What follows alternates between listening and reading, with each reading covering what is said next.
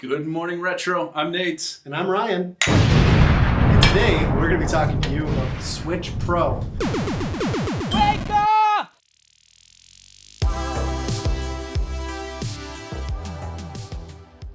So the Switch, the Nintendo Switch, of course, has been out since 2017. It's been a phenomenally successful console. It has been a lot of fun. I gotta say, we've enjoyed it here on the show. Hits like Breath of the Wild, Mario Odyssey, Splatoon, a bunch of stuff from the Wii U. Yep. And while we've seen the Switch Lite, we haven't seen a proper upgrade to the hardware, so to speak. So we wanted to talk about what the Switch Pro might have in store for us, what we'd like to see. What are some things you're looking for, Nate? Well, first off, I'm hoping that a Switch Pro will show up this year, maybe Q4, hopefully around holiday season. That would be awesome. But I think in order for the Switch to be competitive, because I mean, it's already on top, but for it to be competitive and to have longevity, I really believe that the Switch needs to have a 4K dock display. I think that's really important, especially with PS5 that is out, the Xbox Series XS, whatever that is. I think they have to be a little competitive, and that also increases being undocked at a 1080 resolution. I think that's really important. Obviously, it'll be a bigger screen, I'm sure, but in order for them to just continue grabbing people for another 5 years or so, right? They got to get that resolution up for sure. Yeah, and I think that speaks to some of the difficulty Nintendo Switch has had in having ports from other platforms is the resolution difference coupled with the hardware restrictions. It makes it harder. So it'd be nice for these devs not to have to do so much work. And in 2017, it was, 4K display was pretty common. And so, this is classic Nintendo. They always seem to be a little bit behind on the technology, but hopefully they get it right this time. Yeah.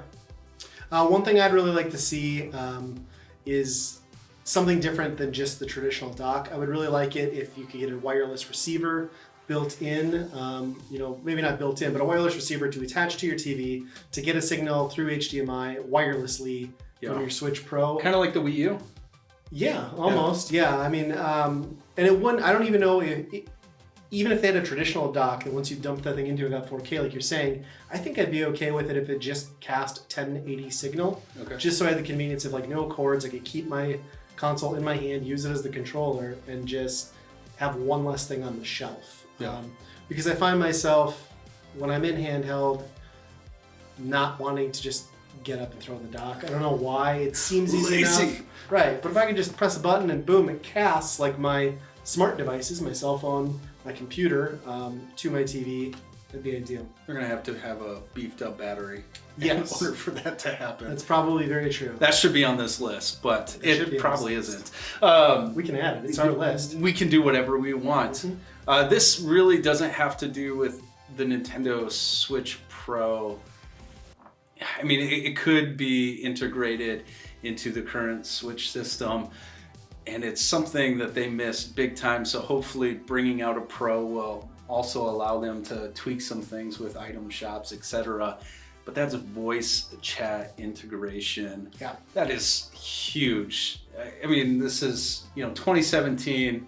People are playing online together more than they are playing couch co-op. Most of the games that are out on all systems, that's what they have. Yeah. And so it's stupid to have a cell phone propped on your chest as you're playing. That gets old really fast. It's been a standard since 2007 for consoles. Right. And it was available before that. Yeah. It blows my mind that they've not considered that further. Yeah, and the app is dead. It's just a matter of, we got this app coming, it's gonna be great. It doesn't work. It's not good. Why have a convoluted mess when you can just run Discord without their app on the same device you'd be using anyway? Do you work for Nintendo? You should. No, I don't think they'd hire me. Dang it. Well, since we're talking about other things we wish and the Switch Pro has that the Switch should already have, I think custom themes, controlling more of the interface. I guess that could be a firmware update that would retroactively also work with regular Switch and Switch Lite, but it sucks that your only two options on how your Switch looks when you fire it up is black or white. Yep. and then the tiles. Every other console gives you options. Nintendo could sell you backgrounds. It's a missed opportunity for them, and people love to customize. Instead, Nintendo insists on giving us different colored themed consoles, when maybe I could just have a sweet background of the game I love instead of repurchasing the hardware. It's a small thing, maybe not necessarily a Switch Pro thing, but I hope with the Pro that becomes standard. Yeah, absolutely. I think when you have Pro in the name, and that's the name that we have all given it, a Switch Pro, because it's obviously, it might not even be a thing. Right. It'd be but potentially I'd like to see an extended Wi-Fi. I think that's really important. It was amazing to me. I got my Nintendo Switch on release day, ran home, and all excited to play some Breath of the Wild. And when it showed me the Wi-Fi bars, I was sitting right next to my router, and it just had like one line or two lines. It just blew me away. I was like, this is a new system, and it can't have a strong Wi-Fi signal, especially when they're talking about the Switch being this portable thing, and people using hotspots, etc. Yeah, you gotta beef up that Wi-Fi. It's like they didn't learn their lesson from the Wii U too, because it's Right. like you can take it away from the console 30 feet if there's not a wall, Right. or 5 feet if you're in a different room. Right. Absolutely. Nintendo Absolutely. figured out. Yeah. Something I'd like to see become the standard with the Switch Pro is I want a properly, officially licensed, first-party Nintendo Joy-Con with a D-pad. And assuming, let's assume it keeps the same form factor, which it likely will. Yep. Besides the screen maybe getting larger, we're going to assume that the Joy-Con are probably going to be compatible with the current Switch. It'd be great to be able to buy that separately then too and play it with your old Switch. But who knows? Maybe they wouldn't. With the It's proper Nintendo. D-pad, the buttons, it's not good. It's not good. The buttons suck. It's not a good replacement. And there are solutions. There's Hori has a number of them. There's a bunch of other third-party options. But let's get that good feeling traditional Nintendo D-pad. That's what they're good at. They came up with it. It's their baby. Who can do it better than them? Exactly. I mean, you can't be pro if you don't have a D-pad. Boom. Boom. I love it. I'm going to add something to this list. Okay. I was only going to do 3, but I mentioned it before. Battery life. Yeah. Battery life. I mean, that's really obvious. And I mean, they were really open on the directs when the Switch was coming out. You're going to get a couple hours, and they made it sound like it's a big deal. You're going to get a couple hours of portability.